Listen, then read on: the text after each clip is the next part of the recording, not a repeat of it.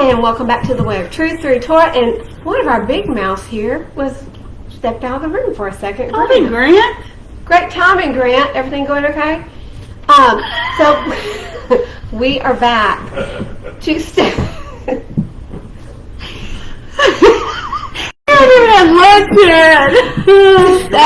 Paul.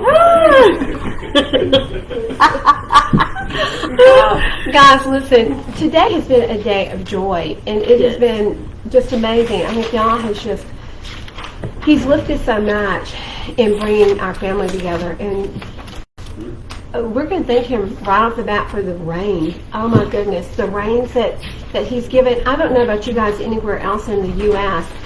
or in overseas, but here we have had rain that literally took the brown out of the trees, and the trees that were beginning to turn brown, and I really thought they were going to die, they are now green again. So it has been a blessing. Yahweh just brought, and he poured it out. In fact, we're a little bit south of Dallas, and he has poured out so much that Dallas had a 1,000-year flood, which means something 15 inches of rain that they would have gotten like every 1,000 years is what they received. And we've got people coming up the stairs, so I'm sorry for all the chaos, but we are going to be studying Romans 6, 7, and 8, and we're going to pray. Does she need to use the chair lift? Oh, she's almost here. Oh my goodness. Girl, you are moving. She cut her hair. That is beautiful. I gotta get a hug. Sorry guys. This is you're gonna see a vacant screen for about 3 seconds. Oh. We've missed you. Guys, you look beautiful. I told them this morning, I said I miss you guys. They came. She did say that. Me too. I've been missing y'all so much. How are you feeling? Hugs everywhere. So, guys, families get busy, and we haven't seen this family for about 2 months. More than 2 months. We've missed y'all. Yes. We have really missed y'all. Okay, so we are starting in Romans in the New Testament. I know. Guys, one thing that I want to say, I studied Paul, Shaul, who he was, what he did, and I urge everyone that's listening to the study today to do a search and study up who Paul was. The letter he wrote to Rome, to the Romans, do you know that it preceded his visit to Rome by 13 years? And when he did finally come to Rome, he was in handcuffs. He was bound. So he came tied up. But everything that he wrote was, can you do that? Mm-hmm. Everything he wrote was a letter, right? Every one of his writings were letters.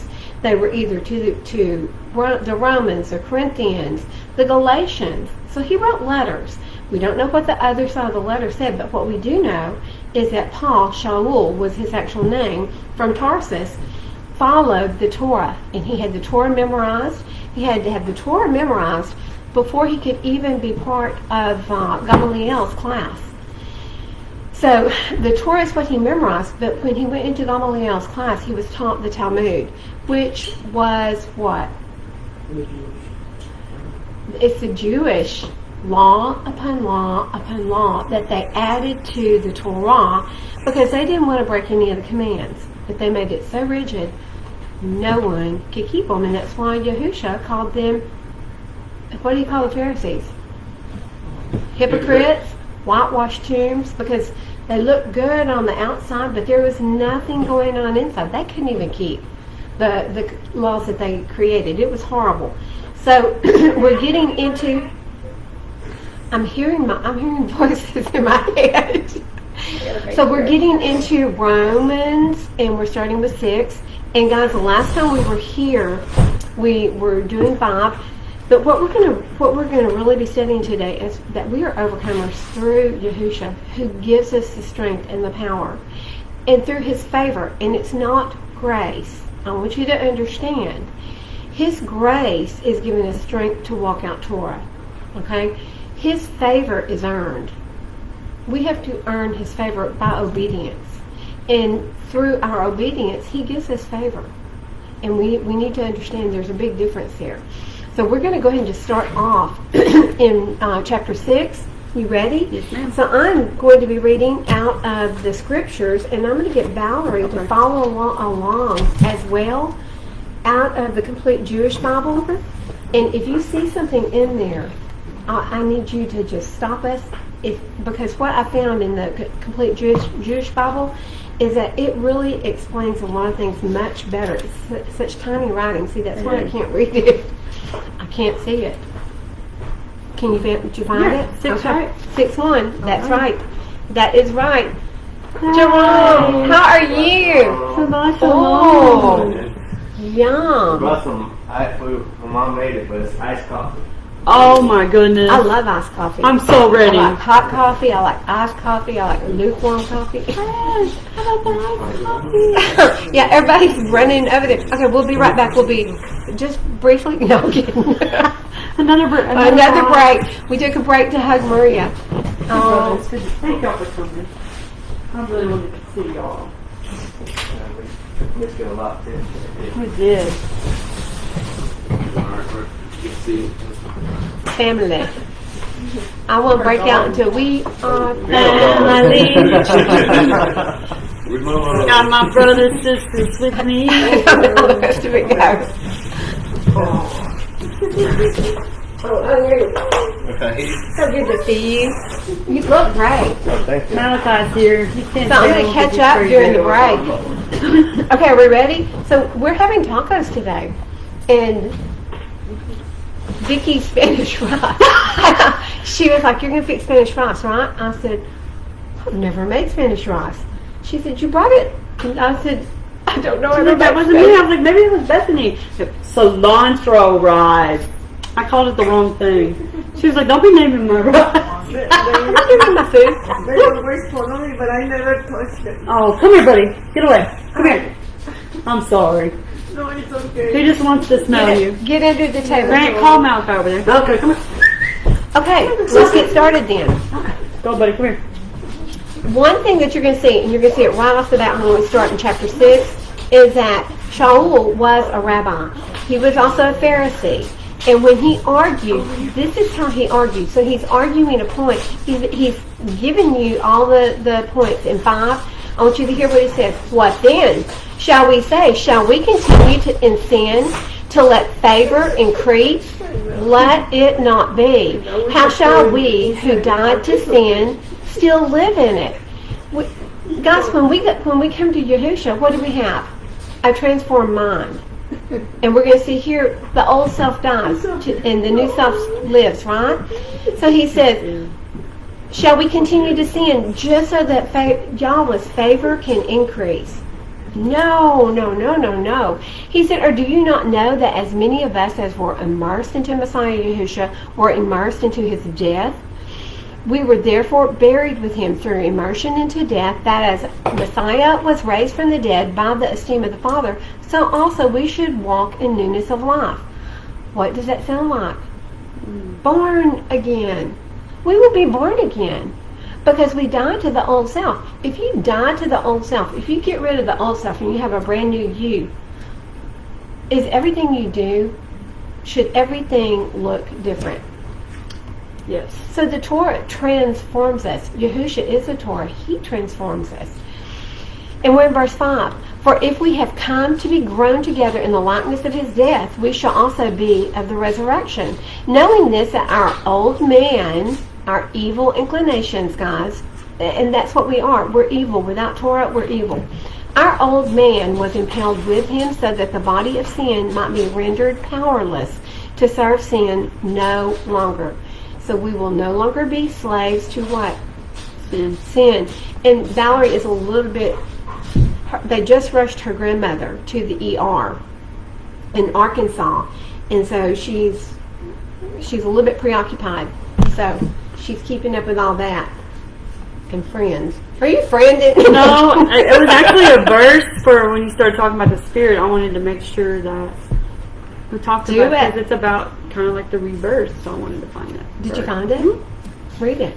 Well, it's Ezekiel 36:27, and it's. I mean, I think that may be more about the future, but it came to mind. Okay, I'm here.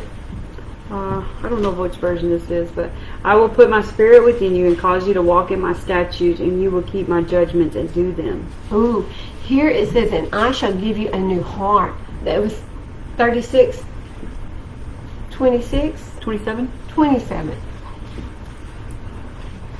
I shall put my spirit within you, and I shall cause you to walk in my laws and to guard my right rulings, and you shall do them. It's kind of a foreshadow of putting on the new person, to put on the spirit. To be, Yes. If you have His spirit within you, you are walking out the way He would have walked. You Why? die to your flesh because the Holy Spirit is in there. And He's guiding you. Yes. Can He live in a temple that is not clean? He cannot. So I'm going to tell you something. If you're burning pork on the altar of your temple, Yeah. do you see what I'm saying? Mm-hmm. This body has been bought with a price. It's no longer mine. Whose is it? God. It's Yahusha's. And But- that is, But we take it back and we send it. All right. you take it away from Him. Yeah. You do. Where are those verses? Which verses? For, Our body was bought with a price. yes, I think it's Oh. Ephesians. Yeah. Ephesians. Corinthians? Huh? Oh, I don't know. It's in why. Corinthians too. Yeah. Yeah, that's what I was It's in thinking. first or second Corinthians. I want to hit this real quick, and I wasn't going to do this, but guys, how many people are hearing 6:20. 620? How many people are hearing today? My body, my choice. It's all If you are a Christian, it's not your body and it's not your choice. You can't go do tattoos, abortion, whatever you want. You shouldn't be getting the jab. Ooh, I said it. Grant, Can I start in 19? yes, please. Or do you not know that your body is the dwelling place of the set apart Spirit who is in you, which you have from Elohim, and you are not your own? For you were bought with a price. Therefore esteem Yahuwah in your body and in your spirit, which are of Elohim. That is beautiful, and that's exactly what I was talking about. Did you find a verse? That was the same one. Go to Galatians 3, 13 through 15. And Bailey, you will pull up 1 Peter 1:19. Guys, when you surrender to Yahusha, you surrender all your desires, your wants. You surrender everything to Him. His Spirit fills you, and His Spirit leads you and guides you. He needs a clean temple. He's not going to come into a defiled temple, right? And that was perfect. That was 1 Corinthians 6, 19 through 20 is what Grant read. Are you already there? Bailey, go ahead and read yours. It's 1 Peter 1:19. 1:19. I'm going to start at 18. Start at 18. And I meant to tell you that, so thank you for doing that. Knowing that you were redeemed from your futile behavior, inherited from your fathers, not with what is corruptible, silver or gold, but with the precious blood of Messiah, as of a lamb, unblemished and spotless. So our spotless lamb, His blood that was precious, had no scars, no sin. That's what bought us and paid for us. So, Valerie, This was Galatians 3. 3, What was it? 13 through 15. Oh, she's doing the whole Jewish thing there. The Messiah redeemed us from the curse pronounced in the Torah by becoming cursed on our behalf. For the Tanakh says, everyone who hangs from a stake comes under a curse. Yahusha, the Messiah, did this so that in union with Him the Gentiles might receive the blessing announced to Abraham, so that through trusting and being faithful we might receive what is promised, namely the Spirit. You said to 15? Through 15? Brothers, let me make an analogy from everyday life. When someone swears an oath, no one else can set it aside or add to it. Oh, wow. That is so different from what we have in the Scriptures. In the Scriptures, it says Messiah redeemed us from the curse of the Torah, and the curse is the law of sin and death. That's what the curse is. Yes. The Torah is not a curse, but the result of following Torah, the curse of breaking it, is you fall into the law of sin and death, because sin leads to death, especially when you know what right and wrong is. It's So, like a does that make sense? Well, sin is a transgression of the Torah. Yes, it is. It's complete transgression. Thank you. So when you transgress the Torah, then you come under the curse of the transgression, and it is death. Having become a curse for us, for it is written, "Cursed is everyone who hangs upon a tree." And here's where it was different. In order that the blessing of Abraham might come upon the nations in Messiah Yahushua, to receive the promise of the Spirit through belief. If you believe, you're going to do. But listen, guys, Messiah had to die because I'm guilty of rebellious sin. Are you? Yes.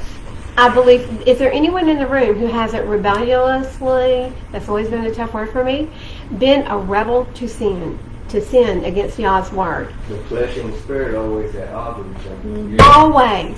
Like butting their heads against each other. Isn't it wrong? Like Paul said, why do I keep doing all the things that I don't want to do? That's what we're going to read that today in Romans. Yeah, we are. So that is so good. So, yes. Kind of like, so I saw this thing on Facebook the other day, and it was saying that, this is people who just think that they have to have the Torah for salvation. That is cursed. That's where you are cursed. To think that you don't need the blood of Messiah to cover you. You got to have both. You have to have both. You and have to then have both. you have the other side where people think that they just have the blood of Messiah. That's all I need. It's actually a little place in between there. It's not gray. You have to have both. That is the one new man that Shaul talks about. It's the one new man is the one who has the obedience to the laws of Moshe and the testimony of Yahushua. He has both of them. And without both, you're not getting through the door, which is our Messiah. So you have to look like him. This is one of the biggest things that people will bring up. Have you read Galatians? Yes, I read Galatians. Yes, and I have you read read Galatians in Galatians. context? Have you read the whole book of Galatians? That's a curse. Yes. It's not cursed to follow Torah. It's a curse to think that's your salvation and that you can do it perfectly. Okay, so we've got a double-headed sword here, because it's a curse to think that you can survive and get salvation through only Torah, and it's a curse when you know what the Torah is and break it. So there's two whammies right there. And it's a beautiful picture. He took that punishment. That's the punishment he took. Yes. For me, for my rebellious, purposeful sin, even after knowing truth, still continuing as my walk. Okay, so let me ask everyone in here, because I'm talking to a very educated group. When the word says, "My children die for lack of knowledge," this group is not that group that's dying for lack of knowledge, and it's knowledge of the word, guys. It's not knowledge. We don't put that knowledge to practice. Exactly. You've got to walk it out. It has got to be walked out. So what happens when you commit a rebellious sin? You rebel against His word, and you commit a sin. There's no forgiveness for it. There is no forgiveness. There's no sacrifice. So there is no sacrifice that can be made for that particular sin. So Yahushua had to come, and He had to be that sacrifice because of our rebellion. And all of Israel has rebelled. We're going to see that in our Torah portion today. All of Israel has rebelled, and we're a stiff-necked group of people, aren't we? Yes. I think it's pretty cool. I did a study over Galatians 3 this week. Did you? 5. Ow. He did. Okay. That's pretty cool. That is really He was good. talking about it last night. Guys, I love Romans. Romans is one of my favorite books. When you understand who he is and you see what he's talking about, I love Romans. I love Paul's letters.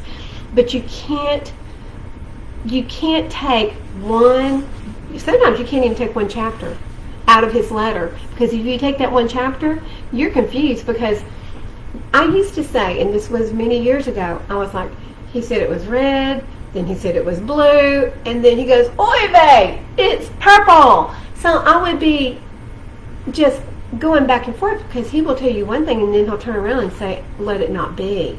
That's the Pharisee in him. That's the way the rabbis would write their arguments. Well, I think he also talks about, you know how he talks about when you're a babe and you treat them with milk, and when you're already mature, you using meat.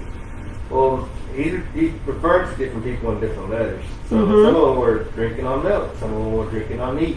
Yep. And you can't, give somebody that's still drinking milk meat. Right. You'll No, lose that's them. it. They'll choke. Yes. Yeah, so They'll choke. he'll write it in a way where it will confuse most people, but if you understand that he's doing that out of love, and he's gradually with patience bring them into something more solid, Yes. then you'll understand what he's Baby coming from. food. You're right. But Sometimes. start them with pablum and a little bit of milk, and maybe pat them on the back And that's till why they we'll burp. start off by saying, okay, well, I used to tell you how to abstain from meats that are pagan gods and from adultery and from idols and all that stuff.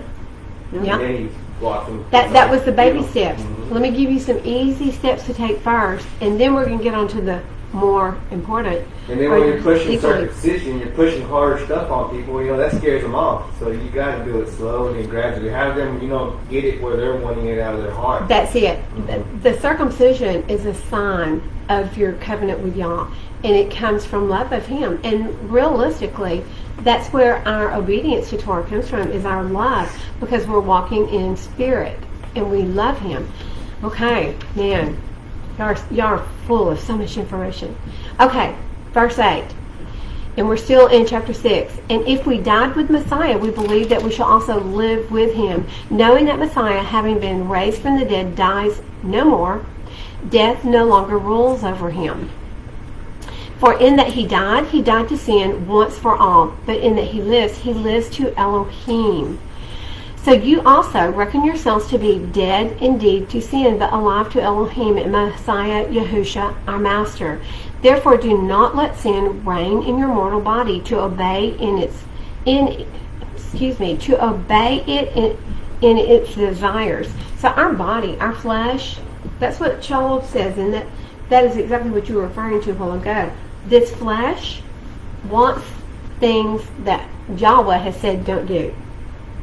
The flesh it may want to eat pork. Mine doesn't. The smell of pork makes me sick now. It may want an affair. It may want things that are not allowed. It may want to go get drunk. Those things are not allowed.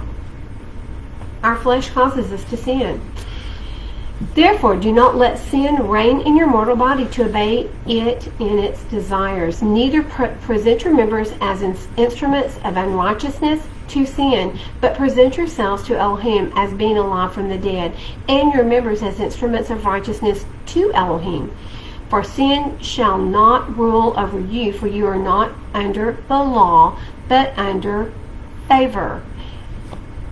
If you have accepted Yahusha, you are not under the law of sin and death. He has taken that from you. This says you are not under legalism, but under grace. Yes. Legalism is not going to save you. No, it's not. It is not going to save you. You And have to have His in blood. here, you don't usually, now if we see a brother or a sister continuing to do wrong, we will pull them aside and talk to them. But if it's a matter that they're going to have to learn, we let them walk it out themselves, don't we? Yes. Each one of us have walked it out. Okay, what then? Shall we sin because we're not under Torah but under favor? Let it not be. Yes. Heaven forbid. Do you not know that to whom you present yourselves servants for obedience, you are servants of the one whom you obey, whether of sin to death? Did you hear that? Sin to death or obedience to righteousness. Two completely different matters. Deuteronomy 6:25. Who wants to read that? Anybody? I'm going to start flipping this around. Sorry, live streamers, we're going to make you a little bit dizzy. And it is righteousness for us when we guard to do all this command before Yahuwah our Elohim as He has commanded us. Bethany, back up and read 24 as well. And Yahuwah commanded us to do all these laws, to fear Yahuwah our Elohim for our good always, to keep us alive as it is today. And it is righteousness for us when we guard to do all this command before Yahuwah our Elohim as He has commanded us. And we are obedient to righteousness because of what? It keeps us alive. And it also is because we love Him. We love Him. It says in here, or of obedience which leads to being made righteous. I like that. Like a walking out, like your obedience leads to you being made.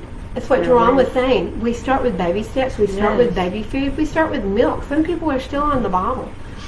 And as you walk it out, the end result is Messiah.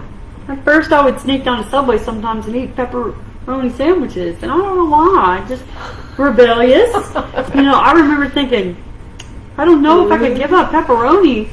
Or maybe I would still put stuff on my, pizza that maybe wasn't right. And now it's like repulsive in my mind. Like it's not even, it's a way of life. This is a way of life now. Pizza was an issue for you. Pizza was a huge issue. And it was like a pepperoni sub from Subway. And I would, just little things like that. At that moment, my focus was honoring the Sabbath and trying to understand what He was showing me in His Word. Everything else came as I walked it out. Like He would help me and show me different things I needed to change. And it's baby steps. And this is to our live streamers.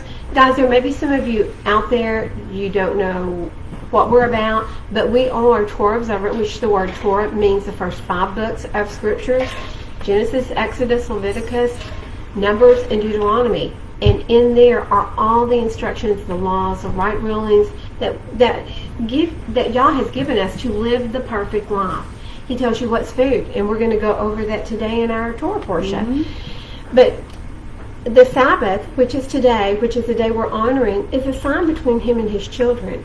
That's spoken of quite a few times in Scripture.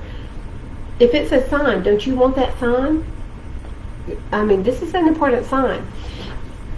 Okay, and let's go to 17. Thanks to Elohim. You know what, guys? There is a verse, and I think is it Jeremiah, where it says that you cannot eat at the table of demons and Yah. You have Jeremiah 17. Yeah. 17, 9 through 11. Yep, I see that one too. Okay. So maybe that's it. Let's look at that real quick. Guys, you're going to notice that Shaul, Paul, he repeats everything that he has studied has come from the Old Testament, the Tanakh. He knew it by heart. 9 through 11, I knew what that one was. It is all about the heart. So 1 Corinthians 10:21. That's it. You going to read it? Please do. 10:21. You are not able to drink the cup of the master and the cup of demons. You are not able to partake of the table of the master and of the table of demons. Do we provoke the master to jealousy? No. Yeah. So you will either love one and hate the other, or hate one and love the other. You cannot sit at both tables. You can't, and I'm going to tell you, that would be like honoring the Sabbath and then celebrating Christmas. You can't do, Christmas is pagan, and I'm going to probably get a lot of frowns and maybe a lot of bad looks from that, but Christmas and Easter are pagan. They have nothing to do with Yah's festivals. He's given us festivals to celebrate, and they are a sign, another sign that we are His children, right? Yes, ma'am. And So- have the Word in your heart. That's it. That's it. That makes us lukewarm. If you're doing both, that's like hot and cold water mixing together, which would cause you to be, you're kind of straddling the fence.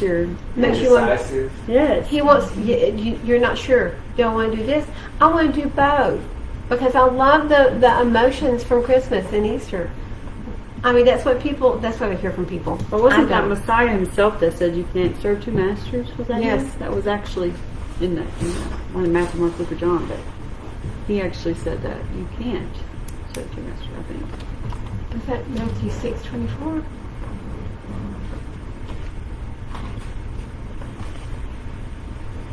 Hey guys back there, y'all can always speak up and Listen. Aww. No one is able to serve two masters, for either he will hate the one and love the other, or else he shall cleave to the one and despise the other. You are not able to serve Elohim and Mammon. You cannot serve Yah and man, guys. Yes, sir. That's why our parents are one. Man and woman, when they're married, they're one. And the children are supposed to serve one master. Well, and they're, parents, And this would, yes, very much like It's that. going all the way up. Yes. The same hierarchy. Yes. He said, because of this I say to you, do not worry about your life, what you shall eat or drink, or about your body, what you shall put on. It is not life more than food, and the body more than clothing.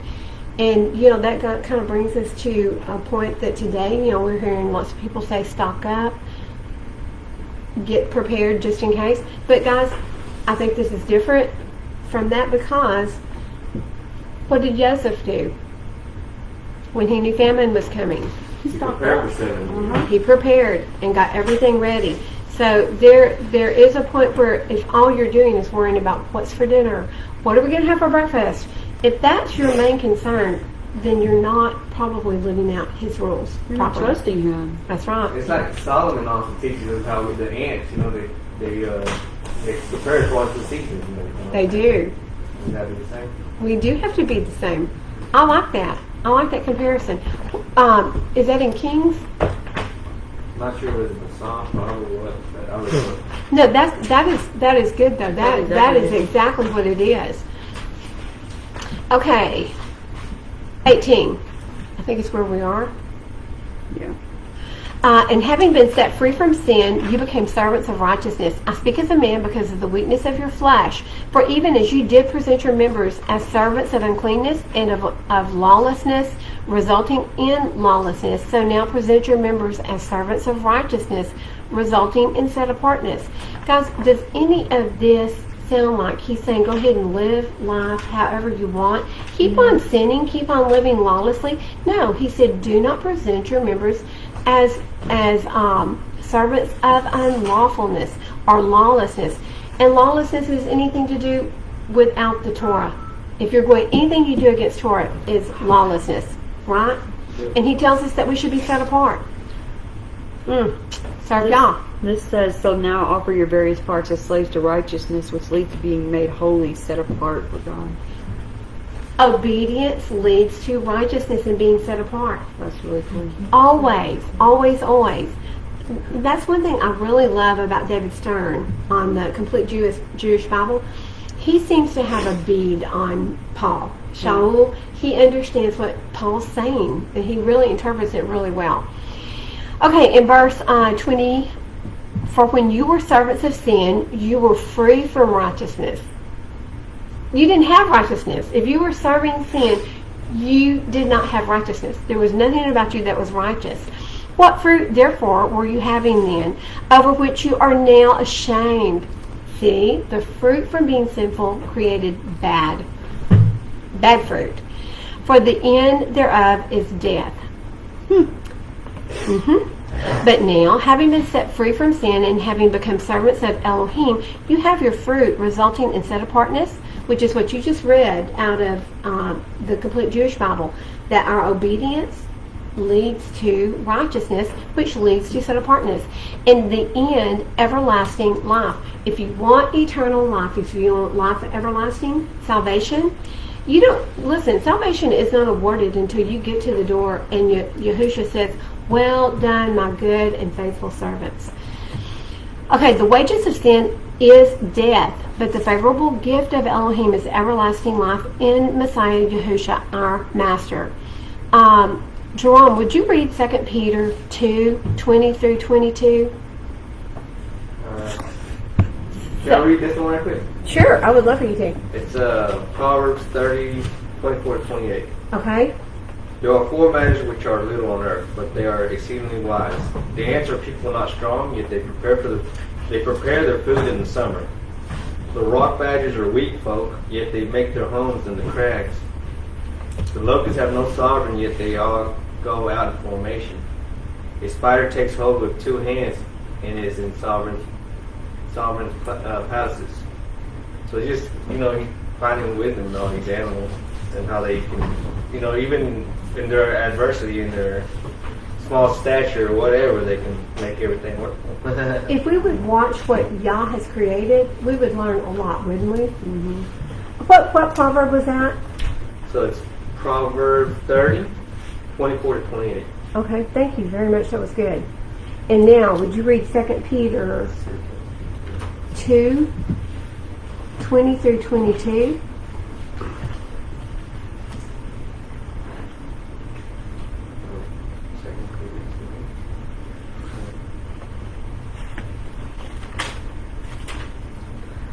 For if after they have escaped the defilements of the world through the knowledge of the Master and Savior, Yahushua, the Messiah, they are again entangled with them and overcome. The latter end is worse for them than the first.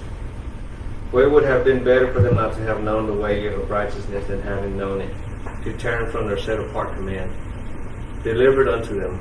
For them the proverb has proved true, a dog returns to his vomit, and a washed sow returns to her rolling in the mud. Guys, does this sound like perhaps once saved, always saved is not true? Yeah. I'm telling you, that's exactly what Peter's telling us here.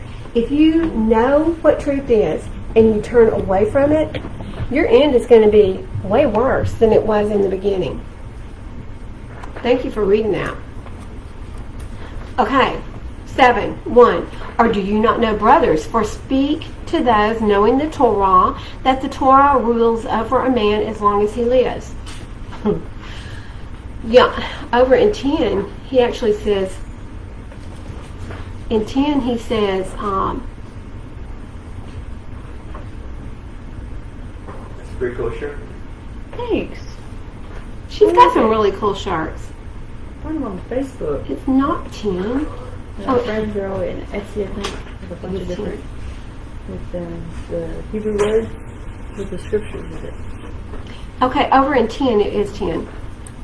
In 4, it says, for Messiah is the goal of the Torah unto righteousness to everyone who believes. For Moshe writes about the righteousness, which is the Torah. The man who does these shall live by them. So, look at our Messiah. Look at Yahushua. Watch his walk. His walk is what we should look like if we're walking out Torah. He is the end goal. He's not saying, look, don't worry about it. Our Messiah already did everything and he ended the Torah. That's not what he's saying here. He's saying he is the end goal. Does Stern say something different in there? That the person who does these things will attain life through them. Okay. So pretty much the same thing. The man who does them, and it's echoing really what he's already said over here. As long as you're under Torah, you're going to live by it. For the married woman, and so we're going into the law or the Torah for the married woman. For the married woman has been bound by Torah to the living husband. This is really pretty fascinating. Would you go to Deuteronomy 24, 1 through 4? The married woman has been bound by Torah to the living husband, but if the husband dies, she is released from the Torah concerning her husband. So then while her husband lives, she shall be called an adulteress if she becomes another man's. But if her husband dies, she is free from that part of the Torah, so that she is not an adulteress, having become another man's. So it's the law of adultery. Would you read 24, 1 through 4 in Deuteronomy? When a man takes a wife and shall marry her, then it shall be, if she finds no favor in his eyes, because he has found a matter of uncoveredness in her, and he shall write her a certificate of divorce and put it in her hand and send her out of his house. And if she left his house and went and became another man's wife, and the latter husband shall hate her and write her a certificate of divorce and put it in her hand and send her out of his house, or when the latter husband dies who took her to be his wife, then the former husband who sent her away is not allowed to take her back to be his wife after she has been defiled. For that would be an abomination for Yahuwah, and do not bring sin on the land which Yahuwah your Elohim is giving you as on an inheritance. Okay, so I hate to go here, but I got to. Yeah. I got to go here. Guys, did y'all know in Isaiah 50, verse 1, that says Yahweh, where is the certificate of your mother's divorce, whom I put away? Or which of my creditors is it to whom I have sold you? Did you know that Yahusha divorced, and he's talking here about the house of Israel. Where's your mother's certificate of divorce? He divorced her. Can the house of Israel come back home? And we just read the law of divorce, the Torah for divorce. Can a divorced woman come back to her first husband? No. No. It would be an abomination. Why did Yahusha have to die? So that he could come back for us. So he could be risen a new man. And this is the great mystery that Shaul talks about in his letters. It's a great secret. Mm-hmm. Our Savior had to die to be risen new, and now we can come back home. And this is what he is so excited about as he's telling all the house of Israel.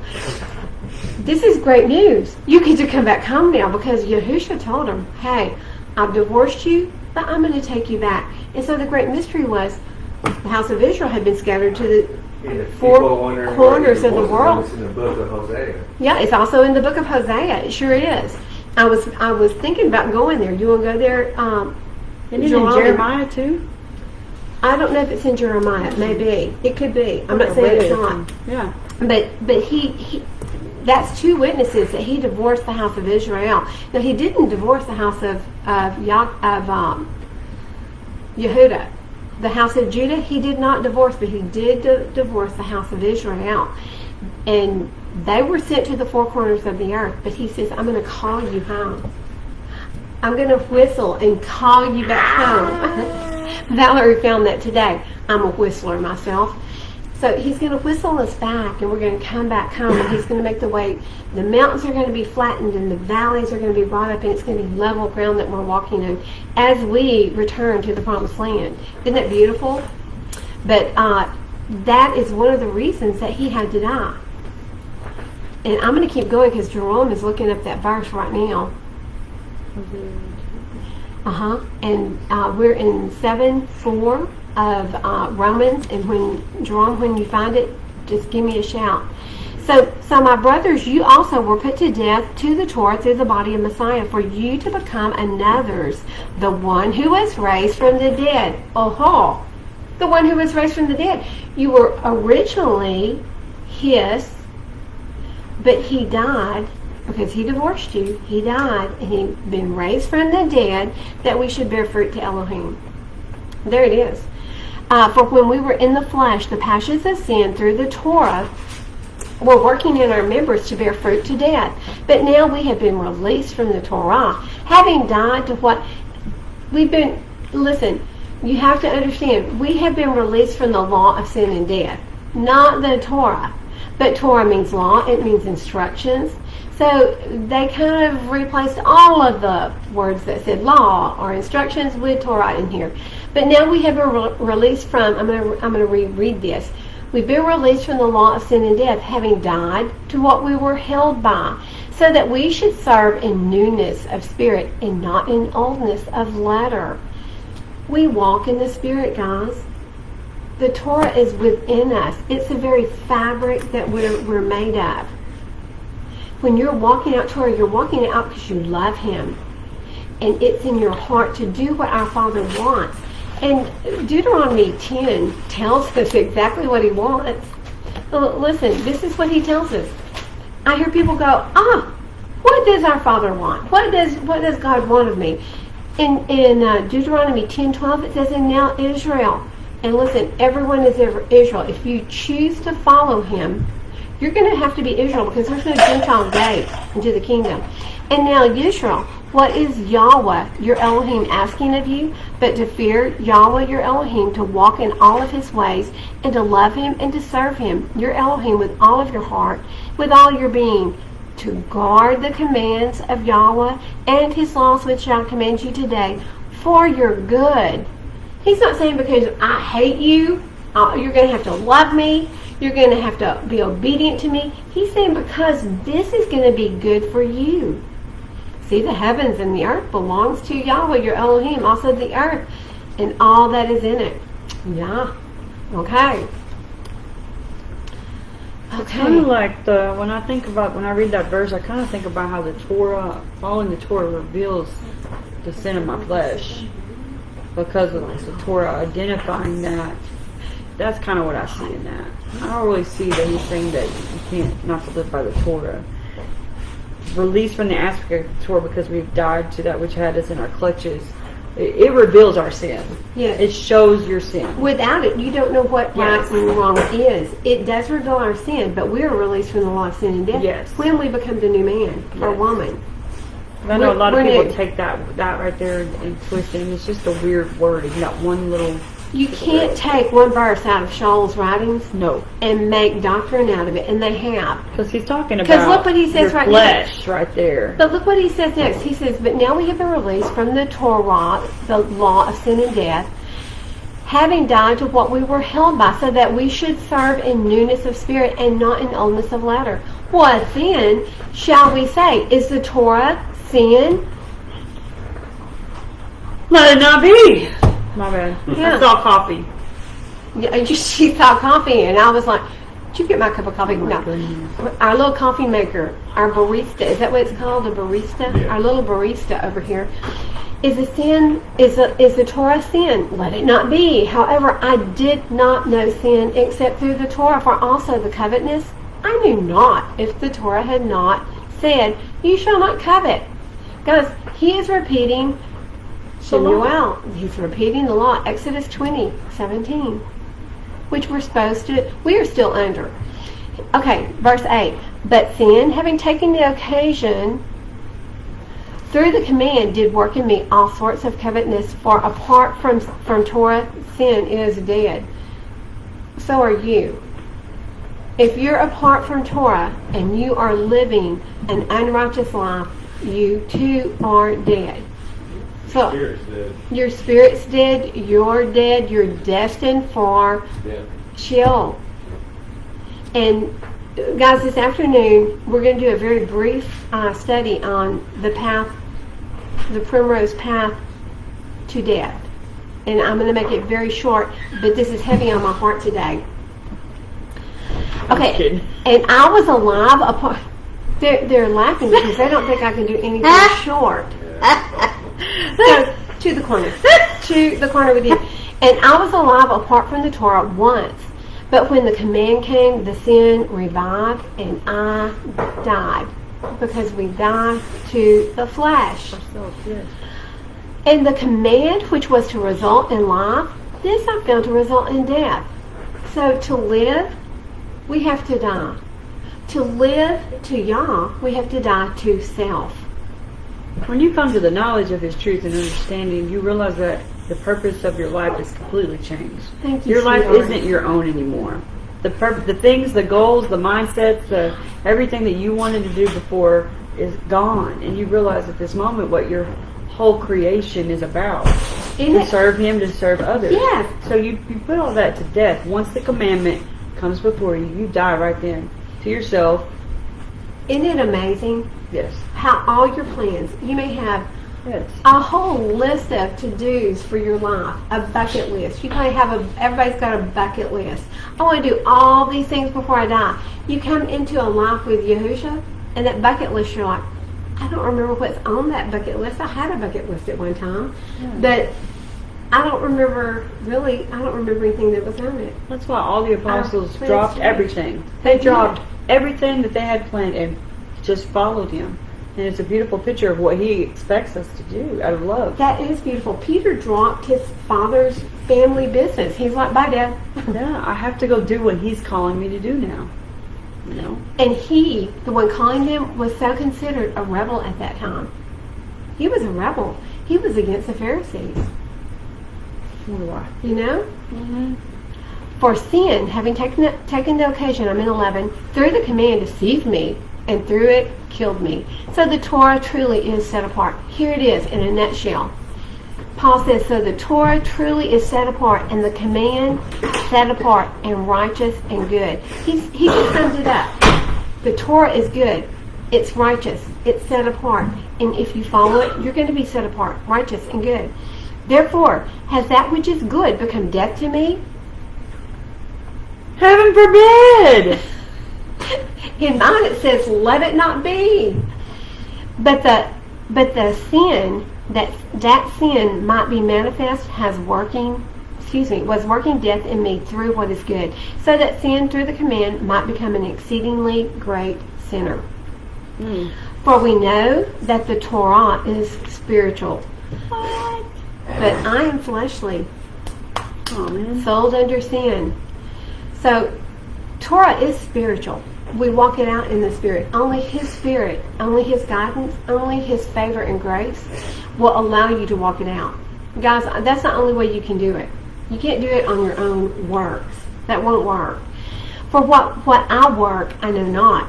For what I wish, that I do not practice. But what I hate, that I do. Why? Can I just be good all the time? Because you're Ow! stuck in that. I know. We're stuck in this.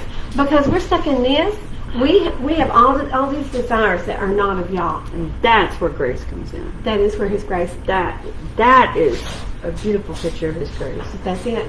You know, it's not just thinking that I can do whatever I want. It's for that moment where I slip up or accidentally do something. His grace picks you up, He does. gets you back on your feet, gets you back on the track. And listen, guys, don't think that we don't fall. We do. Oh, yes. I mean, we're repenting daily for even thoughts. I'm just kidding. I saw that. I mean, the whole thing about sin, we sin every day. Yes, And I mean, for us to say, we walk in the Spirit all the time, it's a lie. it is a lie. It's very misleading. And that's why it's like, yeah, that's all I got. No, that's Well, I'm with Paul. What I want to do, I Yeah. don't do. The things I don't want to do, I do. Yep. That's the truest We- statement he's ever said. And we react. We react to life. We react to others. We react to injustice. We react to love. We react humanly yes. through the flesh. And that's what Satan wants. I watched the thing Oh. on Unlearn. You remember the Unlearn? Yes. guy? He showed me a video, and he was basically saying, we're like, you have Satan, trying to bring it up, like fishing. You have Satan throwing out bait to try to bait us in.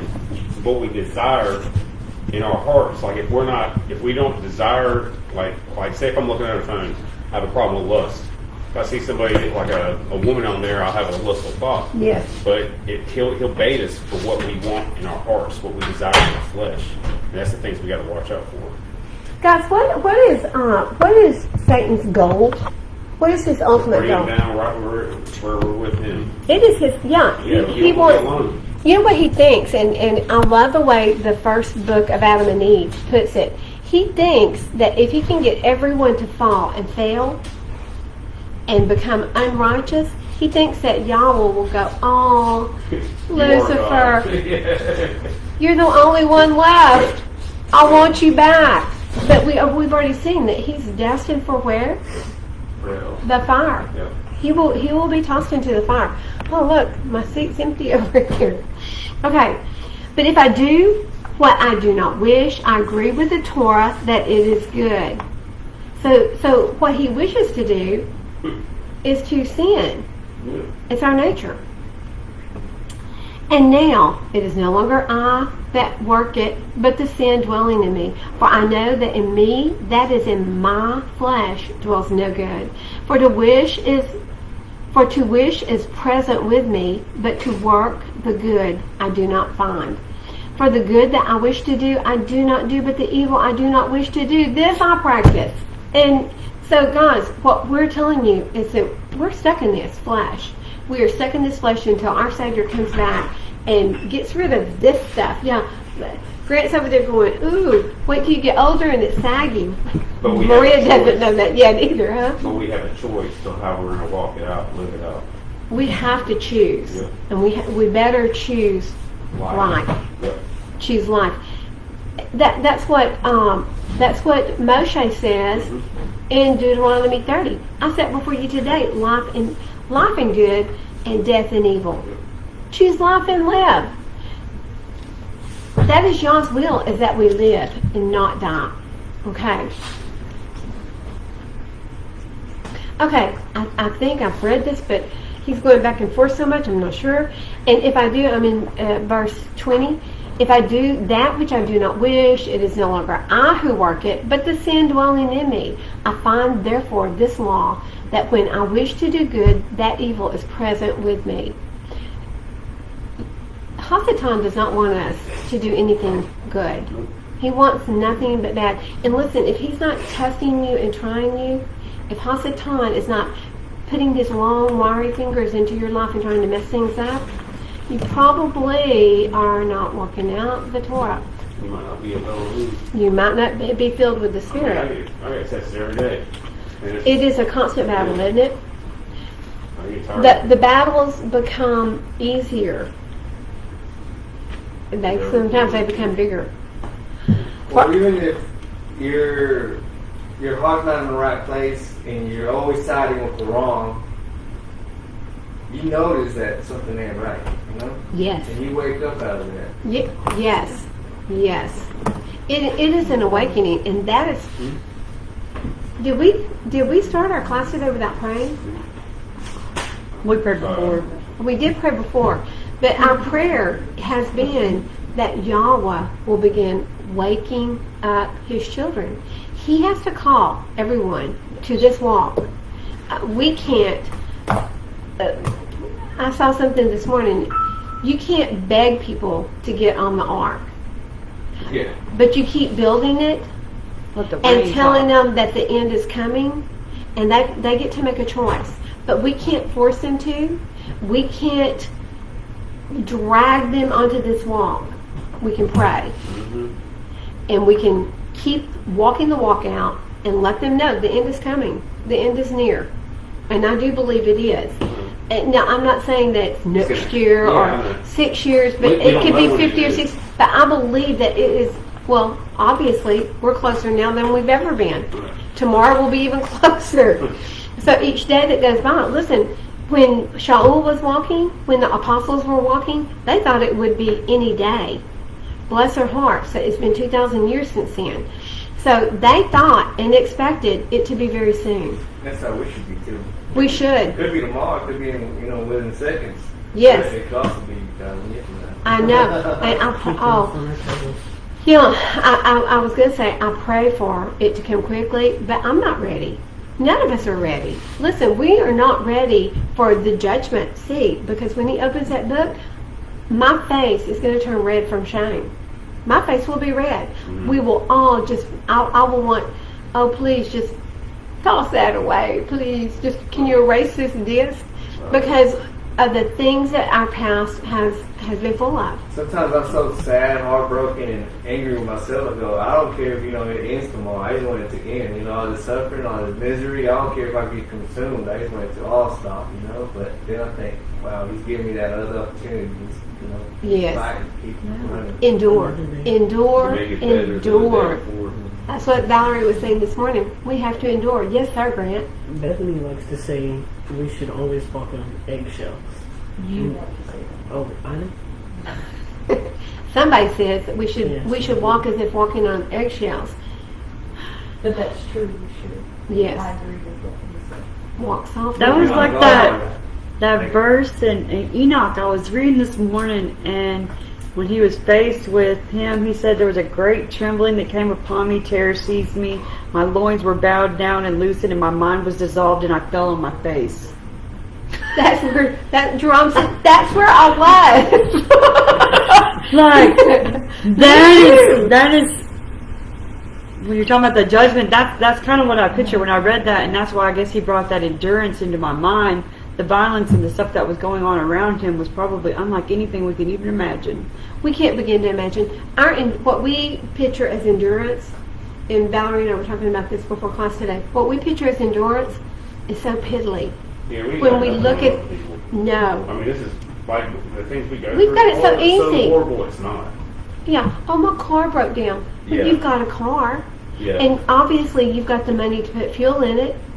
So life can't be that. You got a car no more. I used to have a car. I once had a car and money You'll save for money. fuel. They don't want you, they don't work now. I'm in it.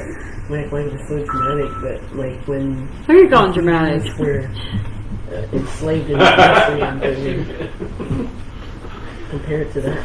To what? Being slaves in Mitzrayim. Oh, Ooh, yeah. Grant said, we think we've got it bad. The slaves in Mitzrayim have it bad. And they did. I like how Grant says that we should walk on eggshells. That reminds me of that Deuteronomy 6:4, where be on guard. Yes.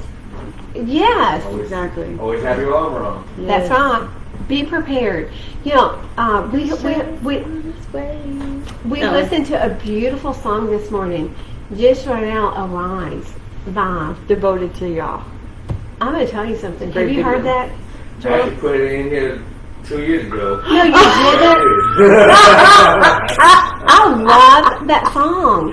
But y'all was like somewhere else, and I guess y'all never pay attention to the words. I didn't hear it.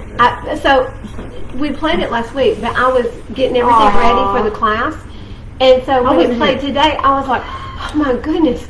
I The love words. this. The words are so powerful. But I'm sorry I missed it because that's a There was a powerful time where I song. liked listening to a lot of his songs, and I tried to put them here, but I guess y'all hadn't liked them at that time. It wasn't touching your heart or something. It's touching my heart now. It's my favorite. It's my favorite get up in the morning one song. I think not Grant, Seth was learning. Someone was learning to play guitar. Oh, it was what's his name? Is it Tim? Tim. Was Yeah. Tim Yeah, that learning? was the Seattle when they came back. Yeah. He said, "Oh, dude, you got to send me that link on that song because I'm learning how to play guitar. And I want to learn that song." Yeah, it was all devoted to also. Bailey's. She's got the couple. Oh, that was a different. That's the difference maker song. Never mind. I like the way he does the Shema also. Yes. Oh, I my haven't heard god. that. It's like 15 minutes, but it's so beautiful. Oh, I want to listen to it while we're eating. Oh. While we're dining. He's just worshiping and just singing it in all different Shema. It's just beautiful. I want to hear it. Yeah, it's really beautiful. So I want to hear some new music too that you got. We've been looking for new music. Share your playlist. That's probably already heard it before. Okay. There's probably new songs I can on tell it. you I haven't. Yeah. I haven't because I don't get to listen to a whole Kind of lot. going into the not mainstream people, but the people that are just at home like us that are So- playing and singing. I was looking for the divorce, and I couldn't find it in Hosea, but he does talk pretty down on Israel and Judah. Isaiah 2 and then Jeremiah 3. It wasn't in Hosea, but he does talk about how he's going to send them away. And Oh, Yeah. right then he's going to call them back, you know. But what's it called on Jeremiah, he's actually talking about, I'll read it to y'all. I thought Jose did have I think the. it's I 2. think in different versions it does. Yeah, because I got Have you got 2. scriptures? Yeah, I have that one too. I thought it was in Jose. Me too. No matter what the people say. So guys, y'all are joining us while we're looking for something because everything that we say, Back it up. we back it up with scripture. And if we can't back it up with scripture, boy.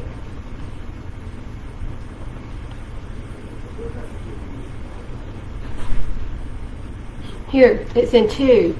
It says, strive with your mother, strive, for she is not my wife, nor am I her husband. Let her put away her horns and her face and her adulteries from between her breasts. That's Hosea 2, and it doesn't say anything about I've divorced her. But you're saying she's not my wife. He is saying she's not my wife, but it's not saying he divorced her.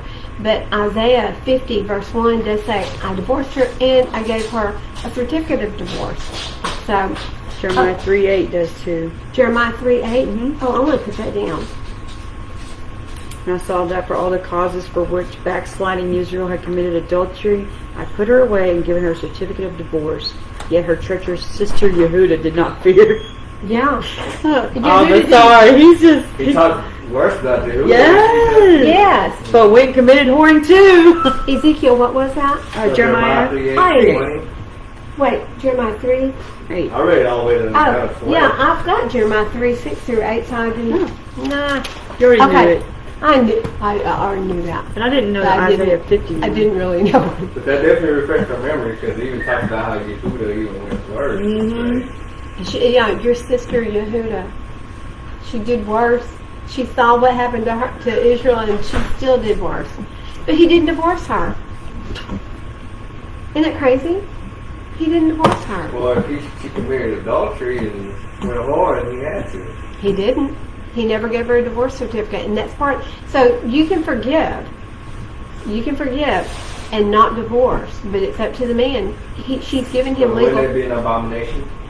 Doesn't matter If she stopped pouring, wife. if she stopped pouring, but I don't see anywhere in Scripture where he actually divorced the house of Yehuda. Well, And I think that's I fine. see it, so this is Northern Kingdom, Southern Kingdom. I say God, it was all of it. But when you read in what Matthew is it 24, where Yahushua says, I only came for the lost sheep of the house of Israel. No. Is it 15:20? Matthew, boy. I don't know, because even when he was walking with Yehuda, there was a lot of people lost in Yehuda. Yeah, it was 15:24. He answered and said, I was not sent except to the lost sheep of the house of Israel. So he came to allow the house of Israel to come back home because she had been divorced. But the house of Yehuda was not divorced. She was bad, but he never divorced her. They also didn't come back home. They didn't leave home. They didn't leave home. That's what Yeah, it was. that when, I mean, the other when one, they left Israel. captivity in Babylon, they came back. Israel didn't.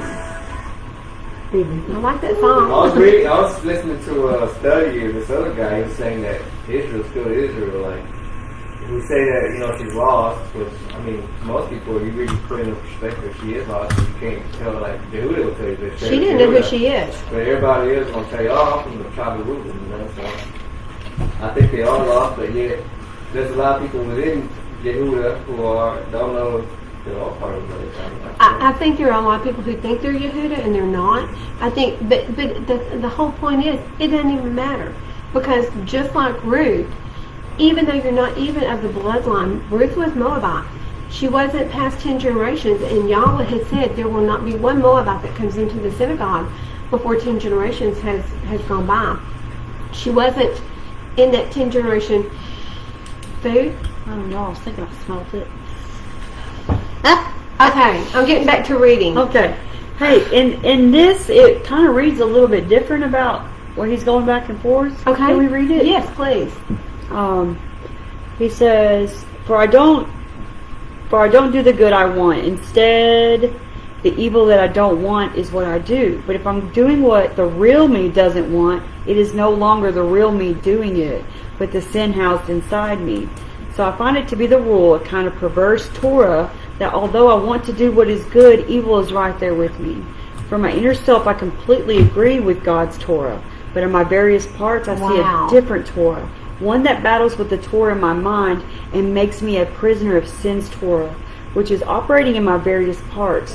What a miserable creature I am, who will rescue me from this body bound for death. Thanks be to God, He will, through Yahushua Messiah our Lord. I love the way that puts it. What book's that?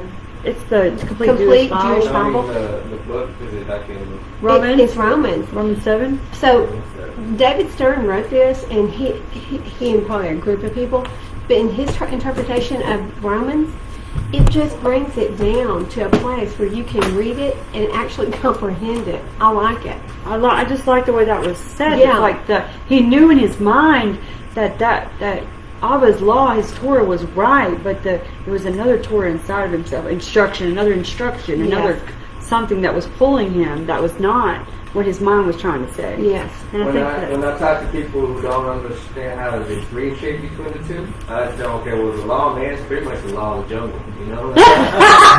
It is. I like that. we do full The law of the jungle. I'm going to use that. Are we going to be doing the short portion? We are. Valerie found a golden nugget last night. I can't wait. I did? I love golden nuggets. The mountains. Okay, Yeah. let's get back because I smell food. Valerie smells food. This is going to be a stampede. And I'm going to be left sitting up here by myself There she reading. is. Me and Maria will be up here just sitting here reading. 22. For I delight in the Torah of Elohim according to the inward man, which would be the spiritual man. But I see another Torah in my members battling against the Torah of my mind and bringing me into captivity to the Torah of sin, which is in my members. So the law of flesh and the law of spirit. Two different. Oh, love that. Wretched man that I am, who shall deliver me from this body of death? Thanks to Elohim through Yahushua Messiah, our Master. So then, with the mind, I myself truly serve the Torah of Elohim, but with the flesh, the Torah of sin.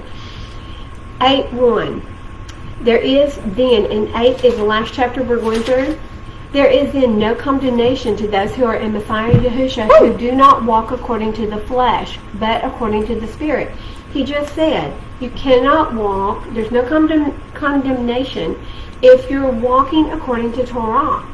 That's what he's saying, Yes. to the Spirit, but not according to the flesh. So if you're walking according to the flesh, there's condemnation. For the Torah of the Spirit of the life in Messiah, Yahushua has set me free from the Torah of sin and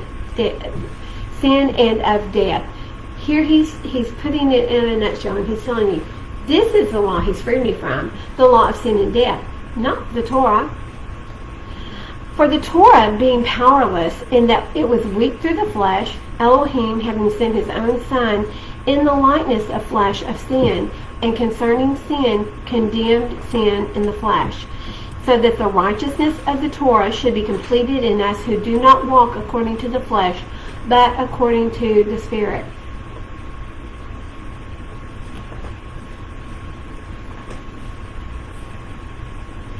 Would you do me a favor? Would you read Luke 22:42 through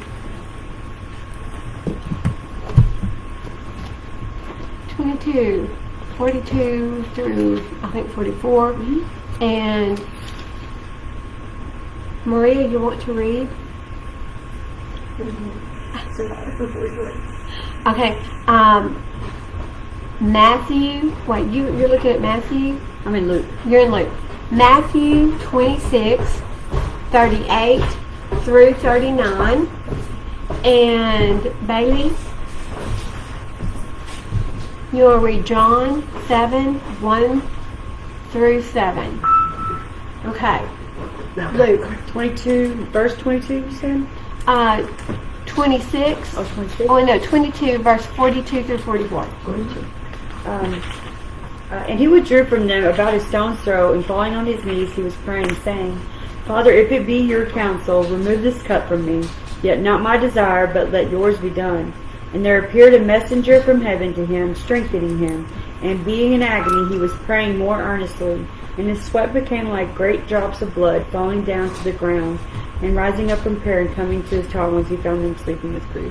So guys, what I want you to see is that even Yahushua, our Savior, our Messiah, in the flesh, in his fleshly walk, he asked Yah, he was like, Father, if you can, remove this cup from me. But if not, your will. Agony. And being in agony. And being in He was agony. in agony with fear. Probably, when we think about, have any of y'all ever been so scared that you literally felt like you were almost paralyzed for a second? Yes. Like, imagine already knowing everything you were going to endure and feel, and then having to feel it. Like that paralyzing fear. That paralyzing fear. I mean, and of death. We get afraid of things like, mountain lions. Well, I mean, even when I saw a wreck the other day, and fear consumed me just in 1 second. Like, I was shaking, my adrenaline was all over the place, and I can't imagine knowing that I was about to die and how I was going to die, and to be sitting there with that kind of agony. That would be scary. Yeah, sorry. Okay, Miss Maria, Matthew 26:38 through 39. Okay. And when did we see you a stranger and took you in, or naked and clothed you? And when did we see you sick or in prison and we came to you? Okay, and let's see, is that 26 or 25? 26. 26:38? Oh, 26. I'm sorry, that was my fault, I'm sure. What was mine?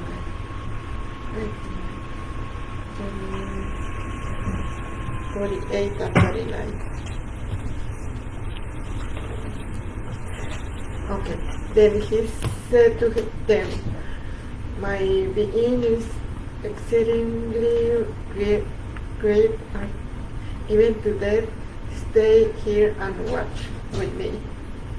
And going forward a little, he fell on his face and prayed, saying, "Oh my Father, if it is possible, let this cup pass from me, yet not as I desire, but as you desire."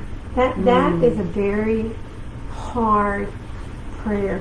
Listen, if you're faced with death, to be able to say, "Father, your will and not mine," is tough. It would be very tough. Okay, Bailey. So we're in John. Come here, babe.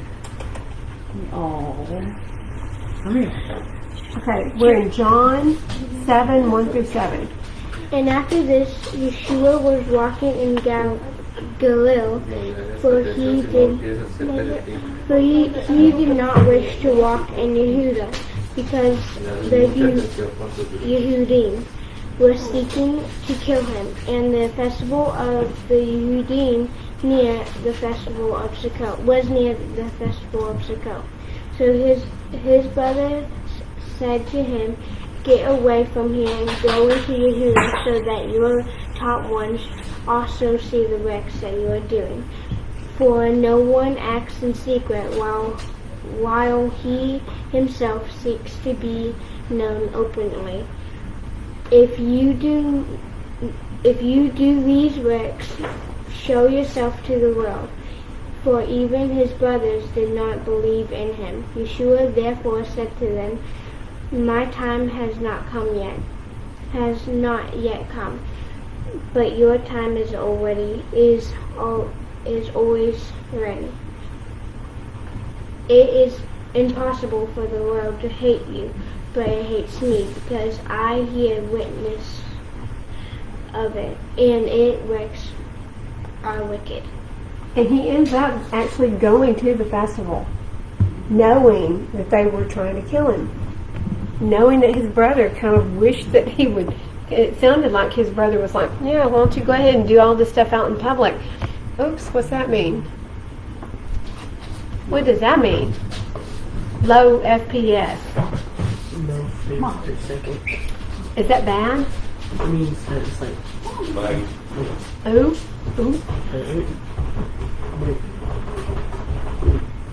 Okay, we're in verse 5. "For those who live according to the flesh set their minds on the matters of the flesh, but those who live according to the Spirit, the matters of the Spirit. For the mind of the flesh is death, but the mind of the Spirit is life and peace." Guys, have y'all been around people before that you just feel chaos when they walk into the room? Don't anybody point at me. So, and then you've been around the people that you come near them and you just feel it's just a peace that falls all around them. Yeah. That's the way we need to strive to be, is we need to bring peace. Shalom, his spirit should follow us everywhere we go. It should be peaceful. We should bring peace everywhere we go. People should want to see us coming, not go, "Oh no, here they come, get ready, it's going to be like a tornado hit the room." I think that was probably how I used to be. The hurricane just came through the door. Hurricane Vicky. "For the mind of the flesh is death, but the mind of the Spirit is life and peace. Because the mind of the flesh is enmity towards Elohim, for it does not subject itself to the Torah of Elohim, neither indeed is it able." The flesh cannot subject itself to Yahweh and his Torah. It can't. It is fleshly, and those who are in the flesh are unable to please Elohim. But you are not in the flesh, but in the Spirit, if indeed the Spirit of Elohim dwells in you. And if anyone does not have the Spirit of Messiah, this one is not his. Oh, did y'all hear that? If you're in the flesh, then you don't have the Spirit, and you're not his. And if Messiah is in you, the body is truly dead on account of sin, but the Spirit is life on account of righteousness. the wages of sin are Death. death. The reward of righteousness is life, and not just life on this earth, life eternal. That's what you have to look forward to. That's the hope, and that's the promise, and that's the covenant that y'all made with us. If you obey, then I will bless you.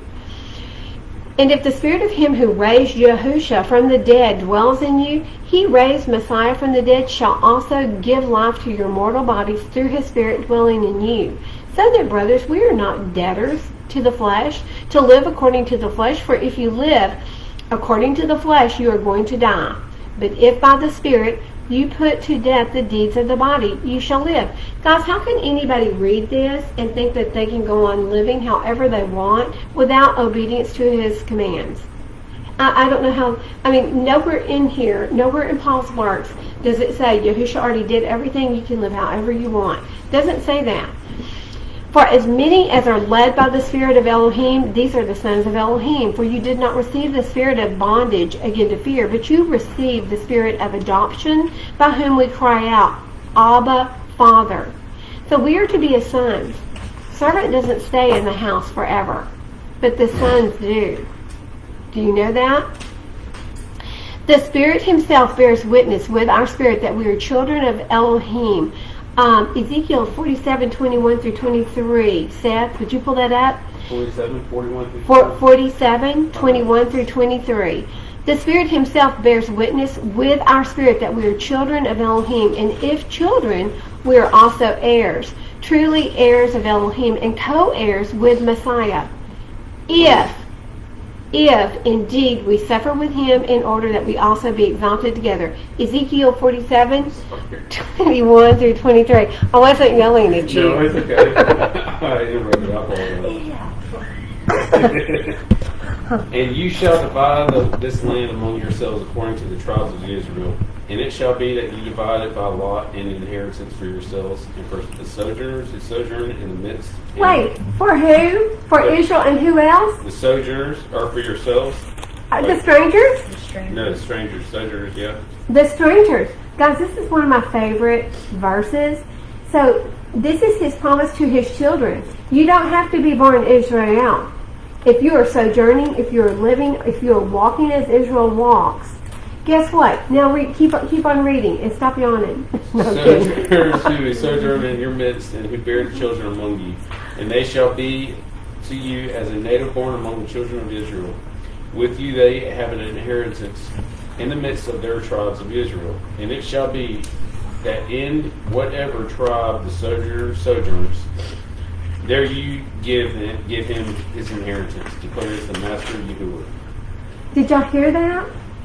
Guys, in the end time, when he's dealing out all the real estate to his heirs children, guess what?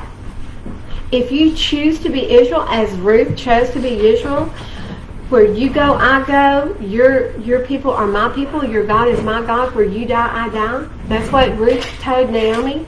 If we choose in that way, which everyone in this room already has, you get to choose which tribe you're going to dwell with, and it's probably going to be someone who has characteristics very much like yours, and wherever you dwell, you get to inherit with them.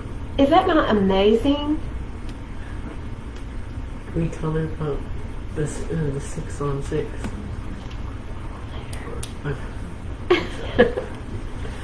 Okay, I had to share that with you. I hope you're as excited about that as I am. Is everything okay? Mm-hmm. Okay, good. For I reckon, I'm in chapter 8, verse 18, for I reckon that the sufferings of this present time are not worth comparing with the esteem that is to be revealed in us. For the intense longing of the creation eagerly awaits for the revealing of the sons of Elohim. Guys, we eagerly await. He says the rocks await, the trees await.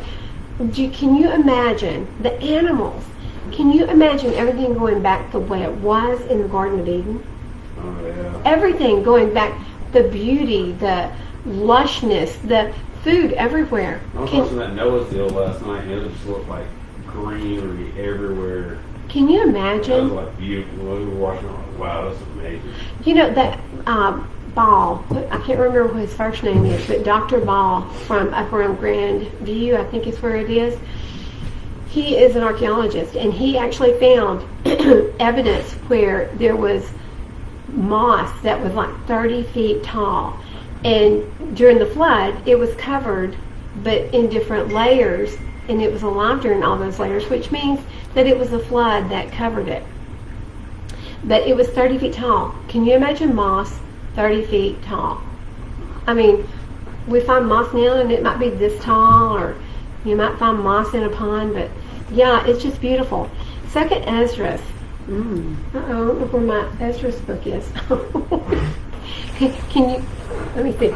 Second Esdras. I want to read this to you, and would you pull up Psalms 96, 13, and then Colossians, Grant, Colossians 1:17. Second Esdras.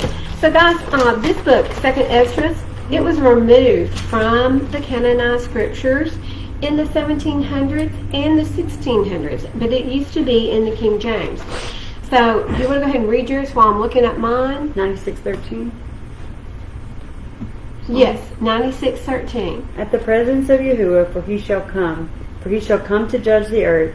He judges the world in righteousness and the peoples with his truth. That's going to be the end times. Keep going, because I think there's more. That's the last verse. Oh, is it? Yeah, unless we're talking about 90. 6 through 13 or something. I thought it said something about the creation. Okay, Grant, are you ready to read Colossians 1:17? 1:17. Or you can go talk to Daddy. Okay. It says, and he is before all, and in him all hold together. He's the glue that keeps every family together. He is the very fiber that everything was created with. He's the fiber that holds everything together. He is the Torah. So what's happening now in our world? People are not being obedient to his Torah. We see that mankind is sliding down this slippery path. He's getting worse and worse and worse. Torah is the foundation, and you see all these earthquakes and volcanoes and It's like going back to the day of the flood. yeah. Without Torah, there's nothing. That is it, exactly it. Yeah, Everything right. falls apart. Yeah, like when we're like hurricanes, that's y'all. Is Tornadoes, Oh, mine's not like eruptions, chaos. I think the wrong verse. Okay, so would you do me a favor? yes, ma'am. Well, let me see. Let me read this really quick. No, you got it. My verse was not in there. Oh man. Romans 1:28. I want to show you. This is what happens to the world when we are sliding away from the Torah. 1:28. And even they. Let me just skip back a little bit. Let me start in 24. This is important. Therefore, Elohim gave them up to uncleanness in the lust of their hearts, to disrespect their bodies among themselves, who changed the truth of Elohim into the falsehood and worshipped and served what was created rather than the Creator, who is blessed forever. Because of this, Elohim gave them over to degrading passions, for even their women exchanged natural relations for what is against nature. And likewise the men also, having left natural relations with women, burned in lust for one another, men with men, committing indecency and receiving back the reward which was due for their straying. And even as they did not think it worthwhile to possess the knowledge of Elohim, this is where y'all said, my children are dying for lack of knowledge. The knowledge of Elohim, the knowledge of his word, the knowledge of his Torah. Elohim gave them over to a worthless mind and to do what is improper. Deuteronomy 28:20, this is part of the cursing. If you're disobedient to his Torah, he throws you into delusion of confusion. Having been filled with all unrighteousness, whoring, wickedness, greed, evil, filled with envy, murder, fighting, deceit, evil habits, whisperers. Look, even whisperers. gossipers Yes. are included in this. Slanderers, haters of Elohim, insolent, proud, boasters, devisers of evils, disobedient to parents. He's even talking to kids here. Disobedient to parents, Yeah, Grant. without discernment, covenant breakers, unloving, unforgiving, ruthless, who, though they know the righteousness of Elohim, that those who practice such deserve death, not only do the same, but they also approve of those who practice them. Hey, good job. I'm so glad you just got married to a woman. Whoa, man. No, that's what it's saying. Yeah. I just fell into this. I mean, she didn't just get me. I mean, she wouldn't. And I certainly wouldn't congratulate her. I would take her out behind the woodshed and we would all whoop her. But if I said me and Mark that just got married and you were like, congratulations! I'm guilty Yep. of the same You degrading accept sin because I'm not only accepted it, I approved of Yes. it. Behind the chicken coop. Yeah, or hey, congratulations! I heard you had an abortion yesterday, guys. That I committed murder just as she did. I'm telling you, Yep. this is where we are today. Look around the world. Look at all the people who were screaming and crying because they can't kill the babies. And it's very easy to fall into that because it's all around us. It's easy to say, That's the norm. yep, yep. And it's so easy. Everybody's doing it. Everybody's doing it. It's what's accepted, but the confusion of not understanding. These people really and truly don't get the fact that just because they have to have the baby, they conceived it, they're going to have it and either adopt it out or raise it. They don't understand that putting this baby to death, aborting this baby, is murder. They don't get that. They would rather choose to murder the baby than, oh, I don't want to spend my time doing something like that. Yeah, they don't know about the consequences. Who's going to stand up for these babies, right? I think that was Ezekiel. When you said Ezra, Yes. I think maybe that was Ezekiel. With Was the song. it? Maybe. No, it was Second Ezra. Oh, never mind. But go ahead and read Second. Oh, it's about the inheritance, like you were talking about, the land, Really? the dividing of the land. Oh yeah, we already read that one. Yeah. Never mind. I was gone during that verse. Yeah, you left us. BB, I was trying to Roadrunner. lay in her roadmap over here on the side. I know. There's no telling where I was. I bet it was 7. You mean to look? Would you look at Second Ezra 7:41? Because it was a good verse. That's why I brought in Second Ezra. Okay, so we're in 22. For we know that we're not in 22. No, it's not. Second Ezra. Oh, 741. for we know that all the creation grows together and suffers the pains of childbirth together until now. And not only so, but even we ourselves who have the first fruits of the Spirit, we ourselves also groan within ourselves, eagerly waiting for the adoption and the redemption of our body. Okay, I need 1 Corinthians 15:21. Huh? 41, but she already looked it up. I mean 7:41. 1521. 15:21. For since death is through a man, resurrection of the dead is also through a man. So the redemption of our body comes through, and go ahead and read James 1:17 through 25.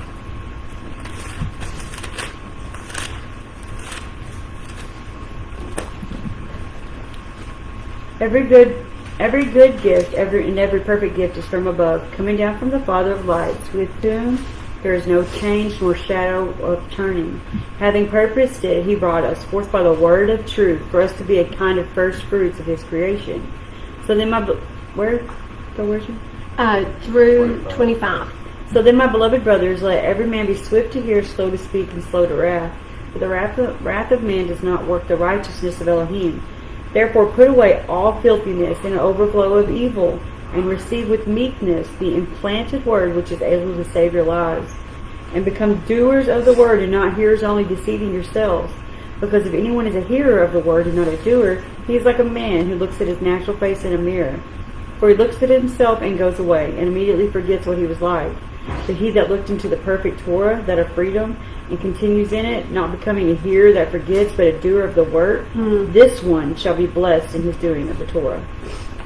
Guys, while we're on these verses, I want to challenge each and every one of you to go through, go back there, read the Brit Hadashah, the New Testament as you call it.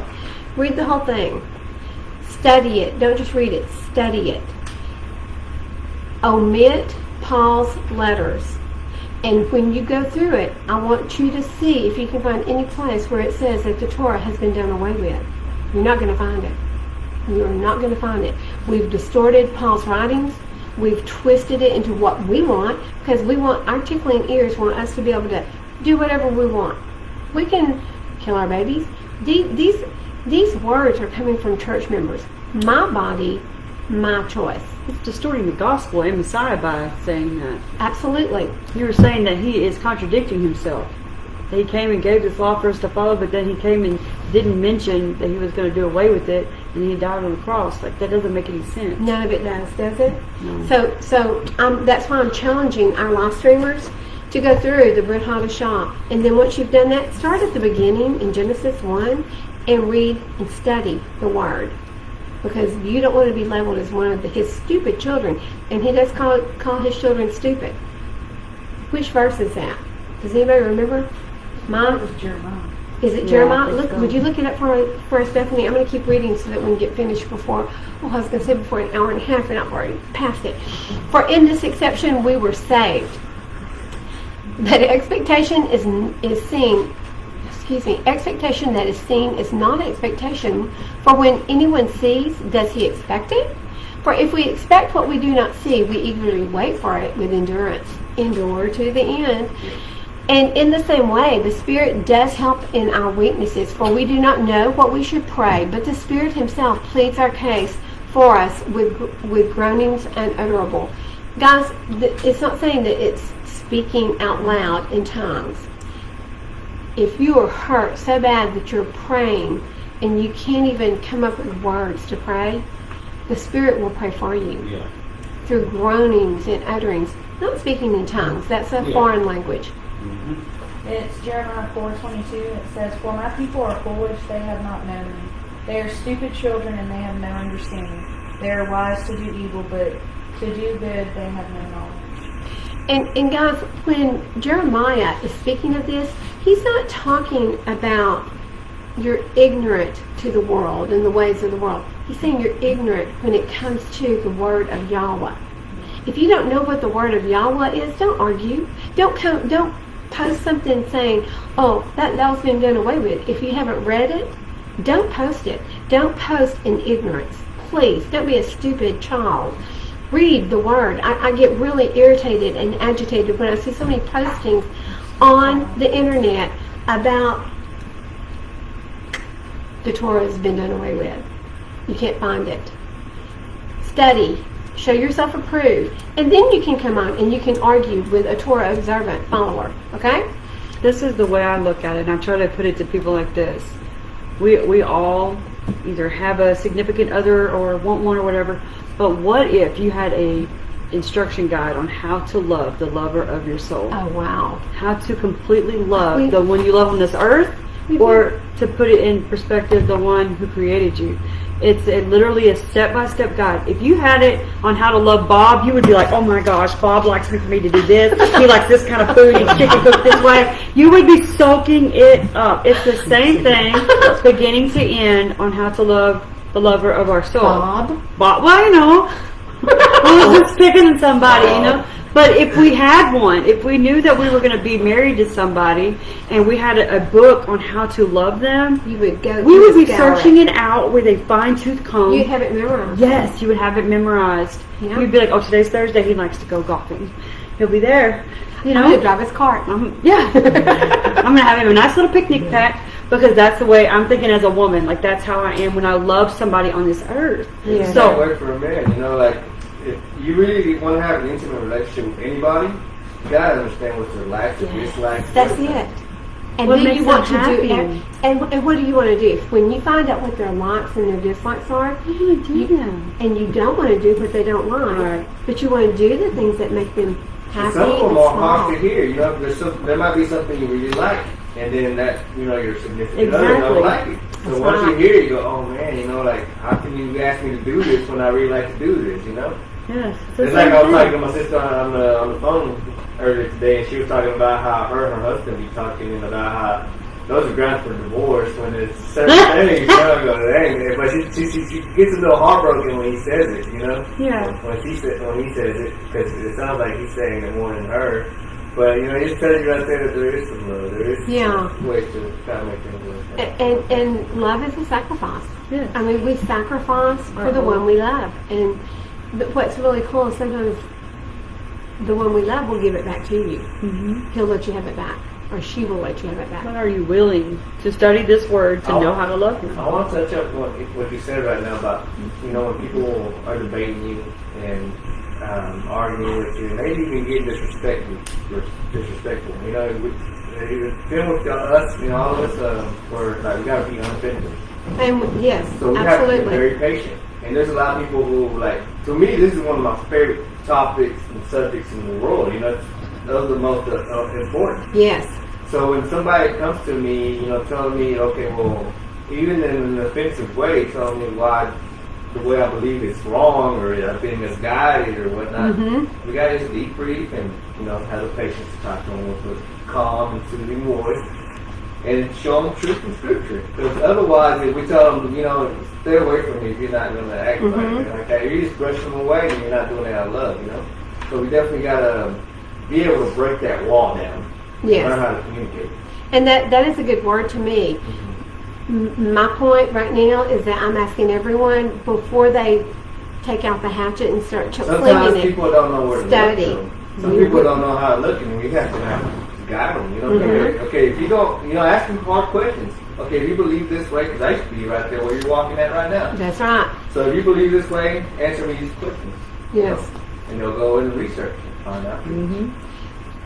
If they're truly interested in searching out His Word, they will. The Scripture speaks for it. And that's how it started with me. There was a lot of stuff, like, it was like jaw dropping, the eye open when I was hearing it, you know? Yes. And I thought I knew enough. No, and everything that they were coming at me, wow, like, I never knew this was in there, you know? Did you? Yeah. I when I first came into this walk, I was like, I felt like I was this tall. I couldn't keep up with the feast. I couldn't keep up with even the Hebrew days. I just felt like I was the commands, everything. I felt bowled over, and so I'm with you on all that. Don't feel overwhelmed, and we shouldn't respond so.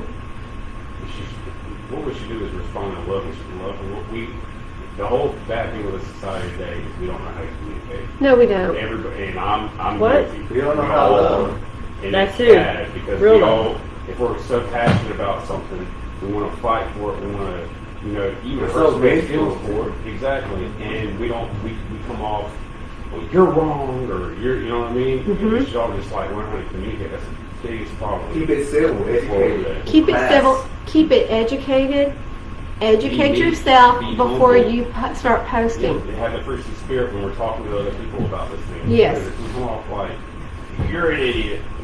That should be We're like, slow to okay, do it. never mind. What? We're not supposed to say that? I know. But I mean, if you look at all these great debaters on like Ben Shapiro, like Jordan Peterson. Yeah. Like they I don't know Jordan Peterson. Oh, he is.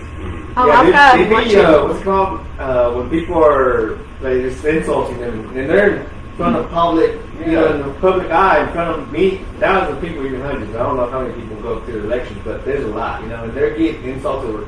They're getting insulted, you know, constantly. There's times where they gotta have armed security with them, Yeah. stuff like that. But they know how to keep a straight face, how to keep, you know, focus on what the speech is about, and not really get emotional, not touching where they're lowering themselves to a level where they should take, you know. When you let your when you let your emotions get ahead of what you're about to say, that is like doomed for disaster. I do it.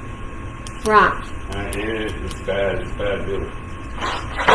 And I think women, that's where they film the most. What? What did you say? We're fixing to go back to the law of the jungle in here, buddy. You don't learn on that one, buddy. No, that's probably why the men are ahead in a home, in a household, or Like, even when you hear government. Jordan Peterson, like I recommend you look him up. I'm going to. He debates a lot of women. Jordan. And most of these women are like very focused on their, feminism or whatever they're on.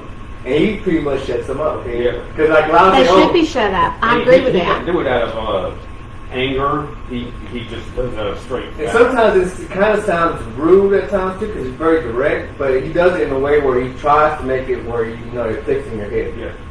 The only bad thing about him is Canadian. Oh man! Just kidding. Okay, so He's a good Canadian. Yeah. feel free to post your emotions on our website, but I'm going to recommend, please Sir. search out the Brit Hadashah, the New Testament, read it through, omit Paul's letters the first time you go through it until you understand who Paul is, and get an understanding. Find where you think, or where you might well go to your preacher, ask them where they find that the commandments have been done away with, because you're not going to find it. Guys, I'm old, and I remember in my 20s and 30s, I remember that the commandments were posted in the courthouses. Yeah. They were. South they are. Yeah, they were all in the courthouses. When you went into a courthouse, there stood the 10 Commandments. Do you see them there anymore? No. I've never been in a courthouse. They've been ripped down. Grant's never been in a courthouse. That's a good thing. So you've never gone for a jury duty.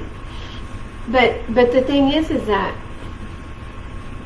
40, 50 years ago, the commandments were still very important to people. They honored what they thought was the Sabbath. The Sabbath is not on the first day, it's on the 7th, but they did honor it. So I'm going to challenge everyone, please, please, please. We're reading Paul right now, and we're explaining what Paul is actually saying to you, because he was a Pharisee, he was a rabbi, he was a lover of the Torah, and he kept Torah himself. But I'm challenging you, before you make any judgment calls, read through, study through the scriptures. Okay, in 28, and now we know that all matters work together for good to those who love Elohim, to those who are called according to his purpose. Because those whom he knew beforehand, he also ordained beforehand to be conformed to the likeness of his Son. Okay, if we are conformed to the likeness of his Son, guys, what are we supposed to be? Conform to Torah. John 1:1 tells us, in the beginning was the Word was with Elohim, and the Word was Elohim, and the Word became flesh. That is talking about the Torah. Yahusha was the Torah. He was a walking, talking, living, breathing Torah. So if we were to be conformed to the likeness of his Son, for him to be the firstborn among many brothers. That's all the same sentence. That in order for all these things to work together for the good, that those are the ones that they're talking about. Yes, absolutely. The firstborn among brothers. He's our brother. Mm-hmm. And we are to walk just like our brother We're the walked. firstborn, too. That's right. Israel. That is exactly right. The Like firstborn that. son. In whom he ordained beforehand, these he also called. In whom he called, these he also declared righteous. In whom he declared right, these he also esteemed. And then shall we say to this, if Elohim's for us, who is against us? Booyah. I like that. Let's give it the old Marine yell there. Truly, he who did not spare his own Son, but delivered him up on behalf of us all, how shall he not, along with him, freely give us all else? Like eternal life, right? Who shall bring any charge against Elohim's chosen ones? Is it Elohim who is declaring right? Who is he who is condemning? It is Messiah who died, and furthermore is also raised up, who is also at the right hand of Elohim, who also makes intercession for us. He is making intercession for us right now. Who shall separate us from the love of the Messiah? Shall pressure or distress or persecution or scarcity of food or nakedness or danger or sword? As it has been written, for your sake We are killed all day long. We are reckoned as sheep of slaughter. And that comes from Psalms 44. But in all this, we are more than overcomers through him who loved us. This is what we're talking about today. Him who loved us was the Torah. In all of this, we are more than overcomers through the Torah, who loved us.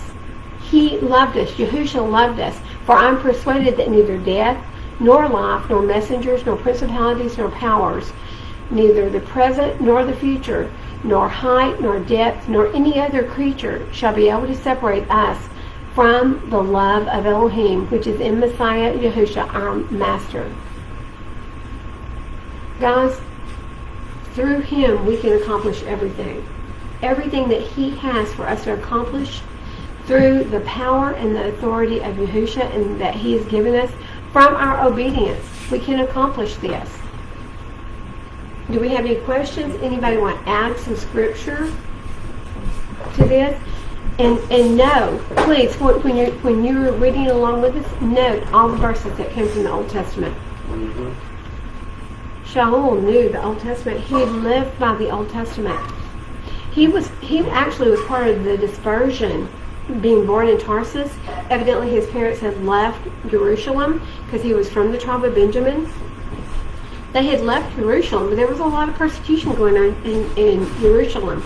They left. They went to Rome, to Tarsus, which was in the area of Rome. This is where he grew up, So in the Roman. dispersed. So he was a Roman citizen, and that's why he could say, "Hey, I'm a Roman citizen," which made everybody go, because Rome was in the seat of power in Jerusalem. So when we get to understanding who Shaul was, a Benjamite, and at that time most of the Benjamites had been absorbed into the tribe of Yehuda, he was part of the dispersed. He understood exactly where everybody was. So this was I love Romans. I love Romans. I hate to see that we're getting close to the end, but Romans is full. It's packed full of Torah. He's Torah. He's obedient to Torah. You have anything? No? Oh, no, ma'am. Ma'am. Well, She's something I hungry. do want to add about Jordan Peterson, because he's also a Christian, and he looks at it through psychologist, my part. And some things I don't agree with him, and some things I do. But he does believe in works and faith. You know, you got to have both. But I think he doesn't follow Shabbat. No. But he does eat. I think he's in an all beef diet right now. He's had some really? issues. Yeah. And he says that a lot of stuff that he's eating makes him sick. So he's picking the beef. Oh, wow. Very smart man. I like him a lot. I like listening to him. I'm going to pull him up as soon as we He's really clock good. out. But one of the things, I remember sharing this with y'all about maybe a year ago, something like that, and he was talking about the serpent, how it was, you know, that bronze serpent, or Yes. whatever, people say a seraphim, an angel too, whatever. But he's saying that they pulled it out, and what he can logically make sense out of it, because a lot of people have questions like, how are you going to put an idol up on the cross and, you know, kind of idolize it by looking at it? Well, he said that you got to face your fears, is really what they're Oh, saying. wow. I like the way you put that. Right? That makes sense. Of course, they ended up having to destroy that because people started worshiping it. But they're going to worship it. If you create something, even though y'all told them, build this, let the people see it, It's the let same them thing that's face their happening again. fears. I like that, huh? It's happening again. Not. Then it was a little fixture that they were focused on, and now the people are doing the same thing. They're worshiping like Jesus on the cross. I like how he puts everything in his own perspective, though. Like, he's saying now, you got to face some fear. So, they pulled out the wolf, you know? For a while time in the history of humanity, the wolf has been a nuisance or something of fear and fear-provoking, where even children were getting, you know, killed off by them. Well, people started pretty much learning how the wolf behaved and stuff like that, and hunting them down to extinction, you know? Oh, yeah. And then now we're reintroducing them in certain places so they can help maintain herds of antelope and whatnot, you know? So it's just that, you know, we're built different than all the rest of creation. Yes. We're definitely the stewards of Earth. We're supposed to do it and do it wisely, but we haven't. And And it's true. Once we notice that the only thing we got to fear is our Heavenly Father, everything else Doesn't matter. falls into place. Everything else falls into place. That's a good word. I'm going to look up Jordan Peterson. I bet I've seen him because, I usually watch stuff that... They always put short videos on YouTube and everything about him. I'm going to look him up. So, Algorithm makes it go. So guys, we want to thank you for joining us today in our study of Romans 6, 7, and 8. We got faces going on over here. I always make faces on there. Because we went 30 minutes over. 2 hours. How did we do that? It was Because we all love to talk. I told you not to talk so much. Oh, man. My So- bad. Seth. What? So, baby, you want to pray us out? Yeah, sure. Are you sure? You don't have to. I've never done this to her, okay? I just threw her under the bus. You sure you're going to pray us out? Perfect.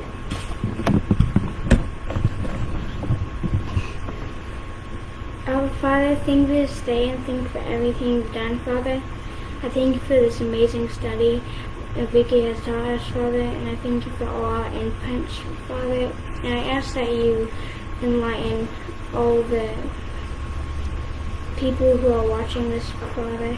And I ask that you heal Valerie's grandma, Father, and that you be with her, Father. And I ask that you be with our mom, Father, for she says she has COVID, Father. And I ask that you enlighten her, Father, through us or through Bethany or Dad or through anybody in this room. I love you and I thank you for everything you've done. In your name. Amen. What a beautiful prayer. I'm so glad that y'all had me ask you to pray for us today. Thank you. Guys, baby, how old are you? 12 years old. She is studying Torah. She's walking out Torah. She's homeschooled. Huh? She's So- 12. She's 12. So... I didn't go back to try to figure out what it is. No, Ringo, she's almost 13. I can't believe she's alive. Boy, family squabbles going on in here. Stop that. But guys, we hope this blessed you. I'm always blessed when I'm reading through Scripture, no matter what it is. I leave learning something, and I learned a lot today. So thank y'all for participating and for throwing things in. She'll be 13 in like a week?